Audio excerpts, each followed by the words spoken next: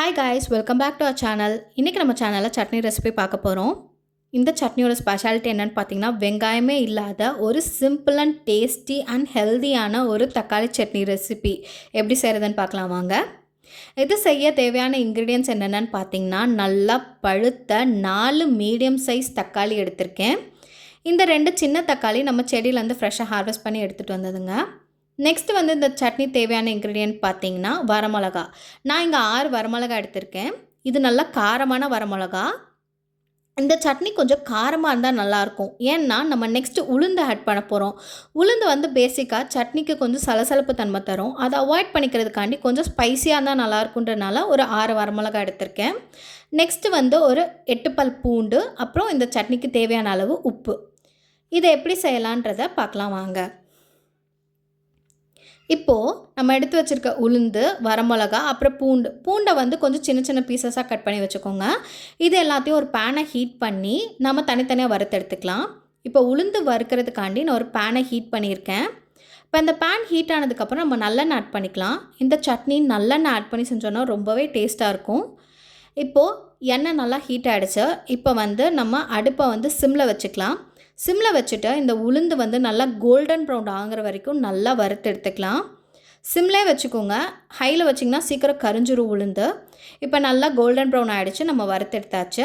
Next வந்து அதே பேனில் நம்ம எடுத்து வச்சுருக்க பூண்டு, அப்புறம் வரமிளகா, இது எல்லாத்தையும் வறுத்து எடுத்துக்கலாம். இதையும் லோ ஃப்ளேம்லேயே வறுத்து எடுத்துக்கோங்க. இப்போ நம்ம எடுத்து வச்ச வரமிளகா, பூண்டு, உளுந்து எல்லாத்தையும் வறுத்தெடுத்தாச்சு. இப்போது நம்ம எல்லாத்தையும் வதக்கின அதே பேனில் இப்போ நம்ம கட் பண்ணி வச்சுருக்க தக்காளியும் ஆட் பண்ணிக்கலாம். தக்காளி வந்து கொஞ்சம் சின்ன சின்னதாகவே கட் பண்ணிக்கோங்க. சீக்கிரம் நல்லா வதங்கி வந்துடும் நம்மளுக்கு. இப்போது இந்த தக்காளி வதங்கிறதுக்கு தேவையான அளவு உப்பு ஆட் பண்ணிக்கலாம். நான் இங்கே பிங்க் சால்ட், அதாவது இந்து உப்பு ஆட் பண்ணியிருக்கேன். உப்பு ஆட் பண்ணாலே வந்து தக்காளி சீக்கிரம் மசிஞ்சு நல்லா வதங்கிடும். இல்லை இன்னும் எனக்கு சீக்கிரமாக வதங்கணும் அப்படின்னு நினச்சிங்கன்னா ஒரு லிட்டை போட்டு க்ளோஸ் பண்ணி வச்சிங்க அப்படின்னா தக்காளி சீக்கிரம் மசிஞ்சு வந்துடும். இப்போ நான் ஒரு லிட்டை க்ளோஸ் பண்ணி வேக வச்சுட்டு வெந்ததுக்கப்புறம் உங்களுக்கு காட்டுறேன்.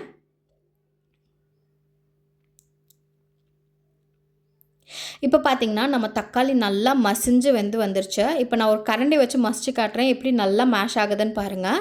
இப்போ அதை ஆற வச்சுட்டு நம்ம அரைச்சி எடுத்துக்கலாம். ஃபஸ்ட்டு வந்து நம்ம ட்ரை ரோஸ்ட் பண்ணி வச்சுருக்க உளுந்து, வரமிளகா, பூண்டு இது எல்லாத்தையும் ஒரு பல்ஸ் மோடில் 2 to 3 செகண்ட்ஸ் நம்ம போட்டு எடுத்துக்கலாம். அப்படி எடுக்கும்போது இந்த உளுந்து வந்து கொஞ்சம் க்ரன்ச்சியாகவே இருக்கும். அது அந்த சட்னியில் கடிப்படும் போது நல்லாயிருக்கும் அது சாப்பிடும்போது. அதனால் ஃபஸ்ட்டு இதை வந்து ஒரு 2 to 3 செகண்ட்ஸ் வந்து பல்ஸ் மோடில் போட்டு எடுத்துக்கலாம். இப்போ பல்ஸ் மோடில் போட்டு எடுத்தாச்சு. இப்போ நம்ம வதக்கி வச்சுருக்க தக்காளியும் இதில் ஆட் பண்ணி அரைச்சி எடுத்துக்கலாம்.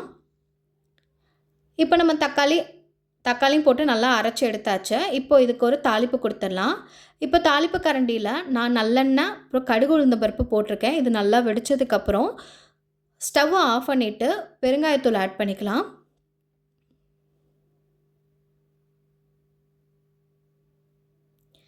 அவ்வளோதாங்க, நம்ம சட்னி தாளிச்சாச்சு. இப்போ நல்லா மிக்ஸ் பண்ணி விட்டுக்கலாம். இந்த சட்னியை சூடாக இட்லி, தோசை கூட சாப்பிடும்போது நல்லா டேஸ்ட்டாக இருக்கும். இந்த சட்னி செஞ்சு பார்த்துட்டு எப்படி இருக்குன்னு சொல்லிவிட்டு எனக்கு கமெண்ட்டில் சொல்லுங்கள். நம்ம சேனலை சப்ஸ்கிரைப் பண்ணிக்கோங்க, கமெண்ட் பண்ணுங்கள் எப்படி இருக்குன்னு செஞ்சு பார்த்துட்டு. இதே மாதிரி நிறையா சட்னி ரெசிபிஸ் வேணும்னா நம்ம சேனலை சப்ஸ்கிரைப் பண்ணிக்கோங்க. அப்புறம் கீழே கமெண்ட் பண்ணுங்கள் நெக்ஸ்ட் என்ன சட்னி ரெசிபி வேணும்னு.